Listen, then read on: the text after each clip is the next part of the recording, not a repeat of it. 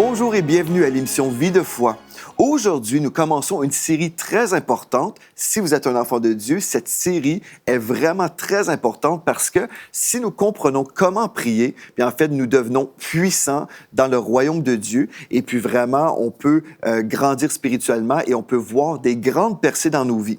Ceci dit, si on ne prie pas bien ou correctement, bien on peut être très limité et on peut devenir frustré, en fait, en tant que chrétien. Donc, cette série, Les secrets d'une vie de prière efficace, bien, c'est une série absolument formidable pour nous, les enfants de Dieu, parce qu'on va voir ensemble la parole de Dieu, on va voir ce que Dieu nous dit concernant une vie de prière efficace, mais aussi, je vais vous partager des témoignages de ma vie personnelle.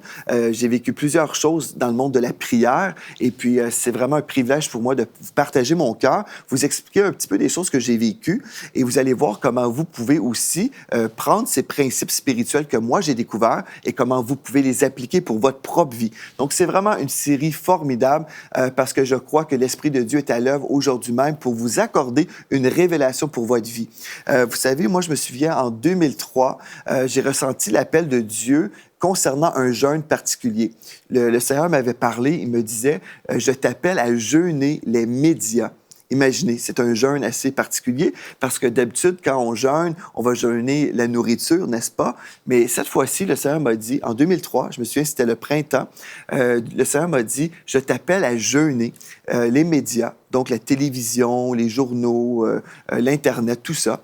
Et puis, j'avais vraiment un cœur disposé à la prière. En fait, ce jeûne, moi, j'ignorais en fait tout ce que Dieu était pour me révéler à ce moment-là.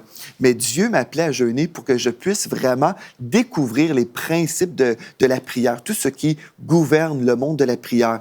Je me souviens, même avant ma fête c'est au mois de mai, et puis je disais à tous ceux qui me posaient la question, « Qu'est-ce qu'on peut t'offrir pour ton anniversaire, Joël? » Bien, à l'époque, moi, je disais, donnez-moi des livres sur la prière, donnez-moi des enseignements audio sur la prière. En fait, j'avais cette soif surnaturelle concernant la prière parce que je me disais, si je peux vraiment découvrir les principes de la prière, si ma vie de prière peut être révolutionnée, bien en fait, toute ma vie spirituelle peut être révolutionnée. Et si ma vie spirituelle est révolutionnée, bien en fait, toute ma vie va être révolutionnée. Donc, j'avais vraiment cette soif surnaturelle à ce moment-là. Et je disais, Seigneur, enseigne-moi comment prier. Je veux vraiment savoir comment prier pour que je puisse voir des résultats, que je puisse voir des percées dans ma vie. Donc, j'ai accepté l'appel de Dieu à ce moment-là. En 2003, j'ai jeûné les médias. Et ce qui est vraiment spécial, c'est que c'est à ce moment-là où l'Esprit de Dieu m'a parlé. Il m'a dit de semer un certain montant dans un ministère médiatique. Et j'ai répondu à l'appel de Dieu à ce moment-là. Et Dieu a ouvert une porte surnaturelle pour ma vie concernant les médias. Et aujourd'hui, si je sers le Seigneur dans les médias, à la télévision, à la radio, bien c'est grâce à cette parole que j'ai reçue de la part de Dieu. Je crois que Dieu a utilisé cette semence et c'était vraiment juste un geste d'obéissance de ma part, mais c'est là où le Seigneur a pris cette semence et puis il a fait un miracle pour ma vie. Donc, je sais que la prière, en fait, c'est tellement, tellement important pour nous de découvrir les principes de la prière parce que notre vie peut vraiment être impactée d'une façon très glorieuse. Donc, j'aimerais ça aujourd'hui commencer avec un texte dans la parole de Dieu, dans Jacques chapitre 5 et au verset 16. Je vais vous lire ce texte-là, Jacques chapitre 5, verset 16, pour vous donner vraiment un bon fondement pour la vie de prière. La Bible nous dit, « Confessez donc vos péchés les uns aux autres et priez les uns pour les autres afin que vous soyez guéris. » Amen. On aime ça, la guérison. La prière fervente du juste a une grande efficace. Certaines traductions vont rendre ce texte-là en disant la prière fervente du juste a une grande efficacité. En fait, quand on prend le temps de vraiment isoler chaque parole, chaque mot de ce texte-là, on découvre vraiment une richesse. Donc, je vais reprendre le texte pour vous aider à comprendre certaines choses. Donc, la prière fervente, ou la prière, on pourrait dire la demande fervente. Quand on parle de fervente, dans le grec, c'est le mot énergéo, qui veut dire, en fait, force, ou puissance ou efficacité. Donc, la prière puissante, la prière qui est vraiment déclarée avec force, en fait, ici, du juste, donc une personne qui est non fautive ou une personne innocente, bien, a une grande efficacité ou beaucoup d'efficacité. En fait, si nous prions d'une façon fervente, ou le mot énergéo nous parle aussi d'opérante, une prière opérante, une prière fervente qui va déplacer des montagnes, en fait. Bien, cette prière-là, mais priée par une personne juste, bien, cette prière-là va avoir beaucoup de résultats. Et c'est ça qu'on veut faire, n'est-ce pas? On veut prier et on veut voir des résultats.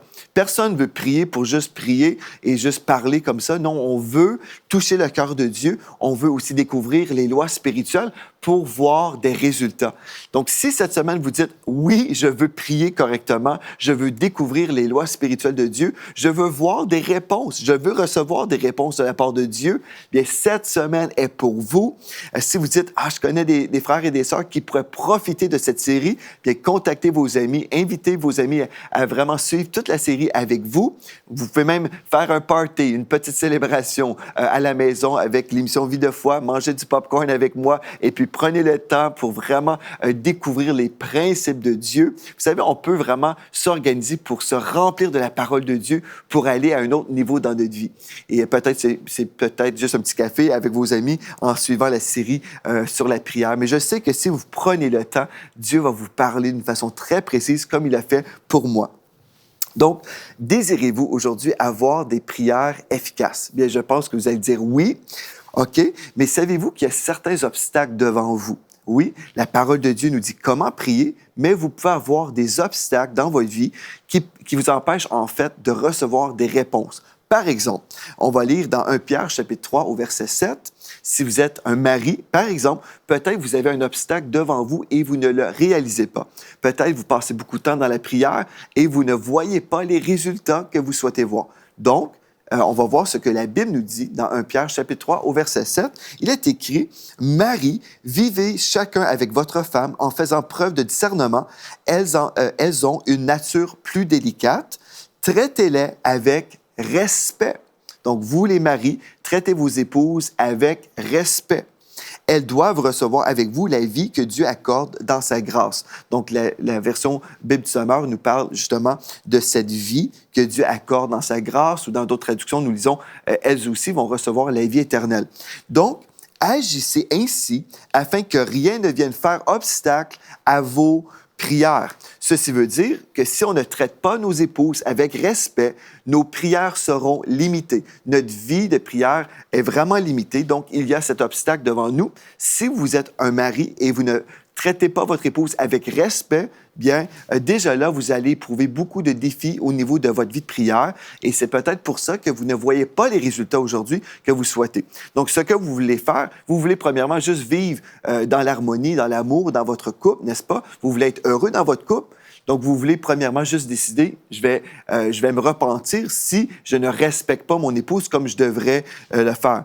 Certains ont des fois critiqué le christianisme en disant toutes sortes de choses, mais en fait, la parole de Dieu nous exhorte constamment à vivre dans l'amour, vivre dans le respect. Donc, souvent, les gens vont mal citer la parole de Dieu, mais si nous lisons vraiment la parole, nous voyons que Dieu est pour le respect, Dieu est pour l'amour, l'harmonie. Donc, si vous voulez voir une révolution dans votre vie de prière, vous, les frères, bien, vous voulez respecter votre épouse. Et certainement, je suis convaincu que Dieu appelle aussi les épouses à respecter leur mari, parce qu'on retrouve le texte aussi dans Éphésiens qui nous dit la même chose pour les femmes. Donc voilà, le respect, c'est une chose que Dieu aime.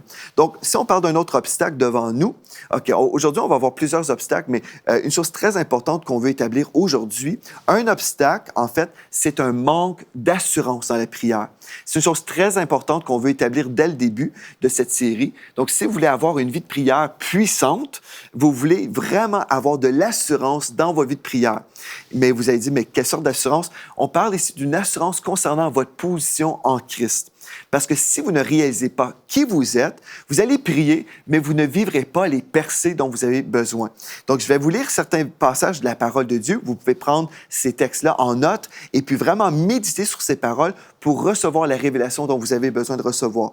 Dans Hébreux 4, verset 16, donc dans Hébreux chapitre 4, au verset 16, nous lisons « Approchons-nous avec assurance du trône de la grâce afin d'obtenir miséricorde et de trouver grâce ou de trouver la faveur dont nous avons besoin pour être secourus dans nos besoins. » Donc ici, ce texte nous invite, approchons-nous avec assurance. OK? Ça, c'est très important. Au départ, on doit comprendre. Et je vais vous lire maintenant dans la parole de vie qui nous dit « Approchons-nous donc avec confiance ». On peut remplacer le mot assurance avec confiance. Donc, si nous sommes appelés à recevoir des réponses à nos prières, et je crois que nous voulons prier et avoir des réponses, bien, la Bible nous dit on doit s'approcher de Dieu ou du trône de la grâce avec assurance ou avec confiance du Dieu puissant qui nous aime. Près de lui, nous recevrons le pardon, nous trouverons son amour et ainsi, il nous aidera au bon moment. Donc, on dit « Amen, gloire à Dieu ». C'est merveilleux de savoir que Dieu nous invite à s'approcher de lui avec confiance, avec assurance. OK, mais qu'est-ce qui peut nous empêcher maintenant de prier avec assurance ou de se présenter devant Dieu comme ça, avec audace? J'aime la traduction anglophone qui nous parle de venir devant le trône de la grâce avec audace, donc avec confiance. Mais comment ça, certains chrétiens ne prient pas avec audace ou ils se présentent devant Dieu peut-être dans la crainte? Et certainement, on veut avoir la crainte de l'Éternel, c'est-à-dire on veut avoir cette révérence pour notre Dieu. Mais certains chrétiens viennent devant le Seigneur et puis ils ne sont pas dans la crainte de l'Éternel, mais ils sont plutôt dans une crainte où ils sont peut-être dans la pensée que Dieu pourrait les rejeter parce qu'ils ne sont pas dignes de s'approcher de Dieu. Il y a plusieurs chrétiens qui sont comme ça. Certains chrétiens vont dire, par exemple dans la prière, « Ô Seigneur, je me présente devant toi, mais je sais que je suis si indigne. Ô Seigneur, tu connais ma vie de péché, tu connais que je suis rempli de faiblesses. Et Seigneur, voilà, je me présente devant toi, mais j'ignore vraiment si tu vas me recevoir, si tu peux même entendre mes prières. Donc Seigneur, je prie, mais j'ai l'espoir que peut-être tu vas me recevoir aujourd'hui. » Donc, comprenez ceci, si on prie comme ça, bien, nous ne sommes pas dans la vision de Dieu concernant la vie de prière. On veut vraiment aujourd'hui revenir à la parole et la parole de Dieu nous dit « Approchons-nous avec confiance ou avec audace ». Donc, si vous êtes comme ça, bien c'est parce que vous ne comprenez pas votre position en Christ. Et ça, c'est une chose très importante que vous voulez faire. Vous voulez découvrir votre nouvelle identité en Christ et prier d'une façon audacieuse avec confiance et avec assurance que Dieu vous reçoit. Ça, c'est la chose la plus importante au départ. Donc, qu'est-ce qui vous empêche de croire aujourd'hui que vous êtes digne d'être dans la présence de Dieu? Bien, c'est un sentiment d'indignité. C'est un sentiment de condamnation qui est sur vous. Peut-être vous vous imaginez que, bien, je suis un pauvre pécheur sauvé par grâce. Je l'ai dit à maintes reprises et je vais le redire aujourd'hui encore une fois. Si vous êtes un enfant de Dieu, c'est parce que vous avez donné votre vie au Seigneur Jésus-Christ. Vous avez été pardonné de tous vos péchés. Amen. Et vous avez été purifié. Donc aujourd'hui, vous n'êtes plus un pécheur sauvé par grâce parce que si vous êtes sauvé par grâce, vous êtes devenu un saint. Donc, nous ne sommes plus des pécheurs, nous sommes des saints purifiés. Nous sommes revêtus des vêtements blancs. Aujourd'hui, on peut se présenter devant le Seigneur totalement purifié, totalement saint, totalement parfait. Et vous dites, « Oh, bien, ce n'est pas mon cas, Pasteur Joël. Moi, je ne me présente pas devant le Seigneur avec ce sentiment d'être parfait. Je me vois toujours dans mes fautes, dans mes problèmes. Je me vois comme un pécheur. » Bien, vous devez changer votre façon de vous voir parce que votre sentiment d'être un pécheur, c'est un mensonge. En fait, ce sentiment est erroné parce que si vous croyez vos sentiments plutôt que la parole de Dieu, vous ne pourrez pas relâcher votre foi et croire que Dieu va vous recevoir. Mais vous devez croire le rapport divin sur votre vie. Si vous dites, ben, j'ai du mal à croire que je suis vraiment saint, bien, j'aimerais vous inviter à aller sur le site web EMCI TV et télécharger gratuitement un texte qu'on a préparé pour vous. En fait, c'est plusieurs versets de la parole de Dieu qui s'appellent « Notre identité en Christ ». J'aimerais vous inviter à visiter le site web emcitv.com et puis vous allez retrouver ces versets-là sous, la bannière de cette émission. Vous allez retrouver sur la page enseigne-moi.com l'émission Vie de foi et sur cette page-là, vous allez retrouver aussi ce texte que vous pouvez télécharger gratuitement et vous allez prendre le temps de lire ces versets de la parole de Dieu pour vous nourrir, pour remplacer les mensonges par la vérité de la parole de Dieu. Une fois que vous savez que vous êtes maintenant la justice de Dieu en Christ, bien, gloire à Dieu, vous pouvez vous présenter devant le trône de la grâce avec confiance. Amen. Mais qu'est-ce qui vous empêcherait de croire aujourd'hui qu'il n'y a plus de condamnation pour vous, selon Romains 8.1? Bien, peut-être vous n'êtes pas sauvés. Ça, c'est une raison pourquoi on ne se sent pas digne de s'approcher de Dieu. Peut-être vous n'êtes pas encore sauvés. Et c'est possible aussi. Peut-être vous priez, peut-être vous avez une vie de prière, mais vous n'avez pas vraiment cédé votre volonté à la volonté de Dieu. Peut-être vous n'avez pas donné votre vie entièrement au Seigneur Jésus-Christ. Je sais qu'il y a plusieurs personnes qui nous suivent par le biais des médias, par la télévision, l'Internet, la radio, et peut-être vous écoutez des enseignements et vous commencez à vous remplir de la parole de Dieu, mais vous n'avez pas véritablement donné votre vie au Seigneur Jésus-Christ. Donc, si c'est votre cas, aujourd'hui, Dieu vous invite à céder votre vie, à lui donner toute votre vie. Et c'est simple, c'est très, très simple. Jésus a payé le grand prix pour vous. Il a donné sa vie par amour pour vous. Mais aujourd'hui, si vous réalisez que vous n'avez pas vraiment donné votre vie au Seigneur Jésus-Christ, vous avez simplement à lui dire, « Seigneur Jésus, je te donne ma vie maintenant. Je veux déclarer de ma bouche que tu es le Seigneur, c'est-à-dire le maître de ma vie. » Et là, donnez votre vie au Seigneur Jésus, demandez-lui de vous pardonner de tous vos péchés. Et si vous le faites aujourd'hui même, bien, gloire à Dieu, vous allez recevoir le don de la vie éternelle. Amen. Je vais vous montrer le texte dans 1 Jean, chapitre 3, verset 9. La Bible nous dit, « Quiconque est né de Dieu, et c'est vous, si vous avez invité le Seigneur dans votre vie, vous lui avez donné votre vie, puis vous êtes passé de la mort à la vie, vous avez reçu le don de la vie éternelle, vous êtes né de nouveau, gloire à Dieu, vous avez reçu une nouvelle nature en vous, gloire à Dieu. Donc, quiconque est né de Dieu ne pratique pas le péché parce que la semence de Dieu demeure en lui. Et oui, le Saint-Esprit demeure en vous, gloire à Dieu, la vie éternelle est en vous. Et il ne peut pécher parce qu'il est né de Dieu. Ceci ne veut pas dire qu'il ne peut jamais faillir, qu'il ne chutera jamais dans le péché. Ce texte concerne en fait une pratique de péché. Donc, quelqu'un ne peut pas vivre dans le péché et être heureux parce que la semence de Dieu est en lui. Le Saint-Esprit est là et dès qu'on commet un péché, le Saint-Esprit nous reprend et nous sommes attristés parce que le Saint-Esprit est attristé en nous lorsque nous péchons. Donc, si nous sommes un enfant de Dieu, nous allons vraiment avoir un sentiment d'urgence. « Oh, je dois me repentir, je ne veux pas vivre dans le péché, j'ai commis une faute, j'ai fait ceci ou cela. Ça, pardonne-moi, purifie-moi. » Et Dieu est fidèle et juste pour nous pardonner et nous purifier de toute iniquité. On veut faire le ménage dès qu'on commet un péché. C'est ça qui est merveilleux en tant qu'enfant de Dieu.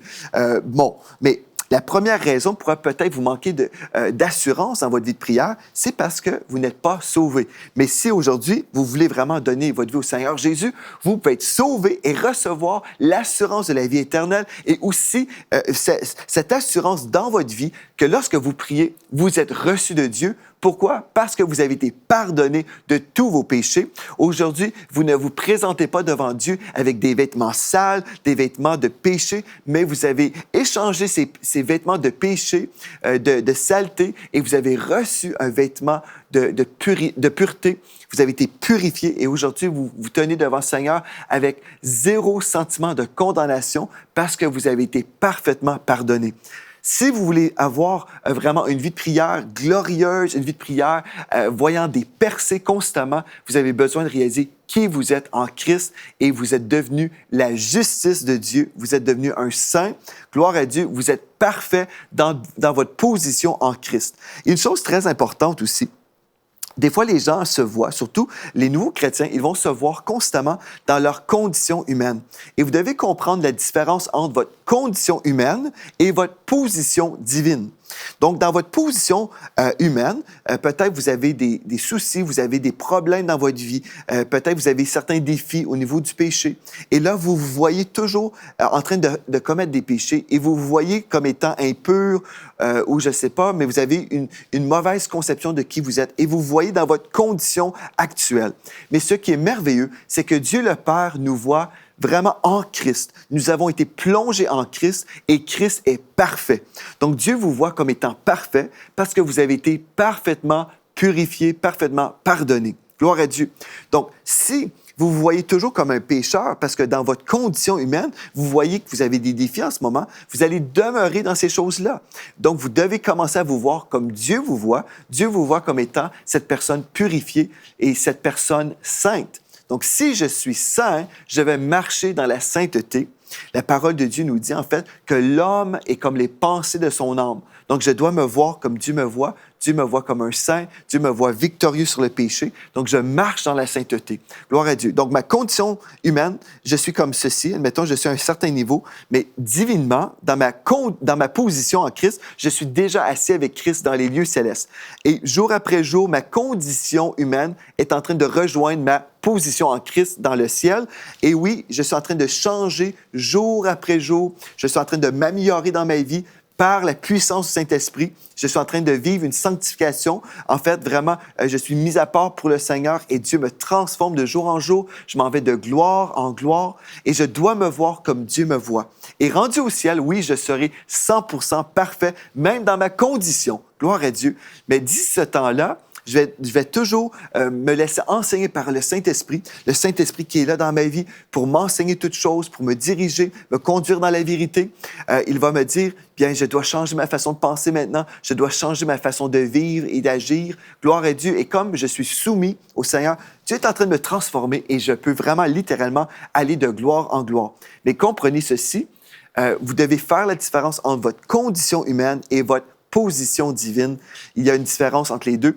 Et comme vous vous voyez comme Dieu vous voit, votre condition va changer. Gloire à Dieu. C'est ça qu'on veut voir. On veut voir des changements dans nos vies. Donc, la première chose que je vous ai dit concernant vraiment votre obstacle, l'obstacle qui peut freiner votre vie de prière, c'est votre manque d'assurance au niveau de votre position en Christ. La première chose qu'on a vue, peut-être pourquoi vous n'avez pas cette assurance, c'est parce que vous n'êtes pas sauvé. Et si vous êtes sauvé aujourd'hui, gloire à Dieu, peut-être la deuxième raison aussi d'un manque d'assurance, c'est que même si vous êtes chrétien, vous pratiquez le péché. Bon, mais ça, c'est sûr et certain, si en tant que chrétien, vous pratiquez le péché, quand la Bible dit qu'un vrai chrétien ne pratique pas le péché, bien, c'est parce que vous êtes lié d'une certaine façon. Vous avez des chaînes dans votre vie, en fait, que vous avez permis au diable de mettre sur vous, parce qu'en fait, quand vous connaissez le Seigneur Jésus, vous connaissez la vérité, et la Bible nous dit, vous connaîtrez la vérité, et la vérité vous rendra libre ou vous affranchira. Donc, il y a un problème, et j'aimerais ça vous inviter à découvrir un enseignement que j'ai fait, qui est vraiment la solution pour tous les péchés possibles, mais la série s'appelle Vivre dans la victoire au niveau du péché sexuel. Donc, si vous voulez découvrir comment vivre dans la victoire sur le péché, faites une recherche sur le site web EMC TV et vous allez découvrir comment vous pouvez vivre libre du péché sexuel. Faites une recherche et vous allez découvrir, en fait, que cette solution que je prêche concernant le péché sexuel, en fait, est applicable pour tous les péchés. Donc, peu importe le péché, la solution est toujours la même. Donc, découvrir cet enseignement-là et vous allez pouvoir vraiment savoir comment vivre victorieusement. Écoutez bien ceci. Dans 1 Jean 3, verset 21, la Bible nous dit « Bien-aimés, si notre cœur ne nous condamne pas, nous avons de l'assurance devant Dieu. » Gloire à Dieu pour cette assurance-là. Mais l'inverse est vrai également. Si notre cœur nous condamne, nous n'avons pas d'assurance devant Dieu. Donc, si je vis dans le péché, bien, je n'ai pas cette assurance que Dieu m'entend parce que je pratique le péché et un vrai chrétien ne pratique pas le péché. Donc, il y a un problème dans votre vie. Ça ne veut pas dire que vous n'êtes pas sauvé. Peut-être c'est que vous êtes en train de tomber, chuter constamment parce que vous n'avez pas saisi la vérité concernant la victoire quotidienne que Dieu vous offre. Donc, vous voulez découvrir l'enseignement que je viens de vous mentionner. Le remède aujourd'hui, certainement, si vous voulez être pardonné de votre vie de péché en tant que chrétien, c'est dans Jacques chapitre 4, verset 8, « Approchez-vous de Dieu et il s'approchera de vous. Nettoyez vos mains, pécheurs, purifiez vos cœurs, hommes irrésolus. » Donc, vous allez vous approcher de Dieu et vous allez lui demander de vous pardonner et de vous nettoyer. Amen. Mais comme j'ai déjà lu, un enfant de Dieu véritable ne peut pas vivre dans le péché et être heureux. C'est impossible. Donc, si quelqu'un vit dans le péché, bien, et s'il est heureux, tout va bien, il n'est pas sauvé. Mais un chrétien qui vit, on dit, vit dans le péché parce qu'il tombe souvent, il a du mal à avancer dans sa vie. Ce n'est pas parce qu'il n'est pas sauvé, c'est parce qu'il n'a pas découvert la vérité sur sa délivrance. OK? Ça, c'est une chose très importante que vous voulez vraiment recevoir. Donc, dans votre vie chrétienne, vous voulez découvrir l'enseignement que j'ai cité déjà. Donc, le chrétien qui vit dans le péché ou qui chute constamment, il ne sera pas heureux. Il va être misérable parce que le Saint-Esprit en lui est en train de l'attirer et l'appeler à se repentir. Amen. Donc ça, c'est une chose très importante que vous voulez découvrir. Mais la bonne nouvelle, une fois que vous avez découvert vraiment ce que je vous enseigne concernant la victoire quotidienne sur le péché, bien la chose merveilleuse, le remède, c'est la repentance, mais aussi la bonne nouvelle, c'est ce texte que je vais vous lire dans Hébreux 9, verset 14. Combien plus le sang de Christ, qui, par un esprit éternel, s'est offert lui-même sans tache à Dieu, purifiera-t-il votre conscience des œuvres mortes? Gloire à Dieu. Même votre conscience peut être purifiée des œuvres mortes. C'est quoi ça, les œuvres mortes? Bien, c'est les péchés. Donc, même votre conscience peut être purifiée, totalement purifiée. Donc, tous les péchés, Dieu les a placés dans la mer de l'oubli. Vous êtes devenu un enfant de Dieu, un saint de l'Éternel. Vous pouvez vous présenter devant le Seigneur avec confiance, avec assurance, sachant que Dieu m'entend. Dieu entend mes prières. Dieu me reçoit. Dieu ne veut pas me rejeter. Je ne suis pas sale lorsque je me présente devant lui, mais non, à cause du sang de Christ, j'ai été purifié. Dieu me reçoit aujourd'hui. Je peux prier avec audace, dans la foi, avec foi, sachant que Dieu est content que je suis là. C'est le Saint-Esprit qui m'attire. Le Saint-Esprit me donne ce désir de prier. Le Saint-Esprit me donne cette soif. Il veut que je vive, que j'expérimente la présence de Dieu constamment. Donc aujourd'hui, Dieu vous invite à tourner la page sur tout ce qui vous freine aujourd'hui. La première chose qu'on a vue dans toute cette série, c'est que vous avez besoin d'avoir cette assurance. Parce que même si je vous prêche tous les principes de Dieu, toutes les lois spirituelles, si vous avez toujours cette crainte, si vous êtes toujours dans la crainte et vous dites « Ah, est-ce que Dieu va vraiment me recevoir? Est-ce que Dieu va vraiment m'accueillir? » Bien, vous voulez tourner la page sur cette confusion. Un autre verset que j'aimerais vous lire dans 1 Jean chapitre 5, au verset 14 et au verset 15. Il est écrit, « Nous avons auprès de lui cette assurance que si nous demandons quelque chose selon sa volonté, il nous écoute. Et si nous savons qu'il nous écoute, quelque chose que nous demandions, nous savons que nous possédons la chose que nous lui avons demandée. » Comment prier selon la volonté de Dieu? Bien, nous allons découvrir la parole, nous allons découvrir la volonté de Dieu, les promesses de Dieu. Et puisque nous connaissons notre position en Christ et la parole de Dieu, nous allons prier avec assurance. Et là, la Bible nous dit, nous allons recevoir ce que nous avons demandé. C'est ça qu'on veut. On veut voir des résultats. On veut vivre des percées dans notre vie. On ne veut pas être frustré et dire, pourquoi je prie et Dieu ne me répond pas? Bien, aujourd'hui, Dieu veut vous répondre, mais il veut changer votre façon que vous vous voyez. Vous devez être purifié de tous vos péchés et vous devez savoir, une fois que vous êtes purifié, bien, aujourd'hui, j'ai de l'assurance. Je vais me présenter avec audace aujourd'hui même dans la prière, dans le nom de Jésus. Bien, gloire à Dieu. Je prie que cet enseignement vous a aidé aujourd'hui. Vous allez prier maintenant. Même après cette émission, vous pouvez commencer à prier avec audace, sachant que vous avez été pardonné et que Dieu, le Saint-Esprit, vous visite puissamment aujourd'hui même dans le nom de Jésus. Alléluia et Amen. Bien, merci d'avoir été là. J'aimerais vous rappeler, visitez le site web EMCI TV et puis vous allez découvrir toutes les archives des émissions de Vie de foi et vous pouvez également nous écrire pour nous témoigner comment Dieu vous a béni par cette émission. C'est la prochaine fois. Soyez richement bénis.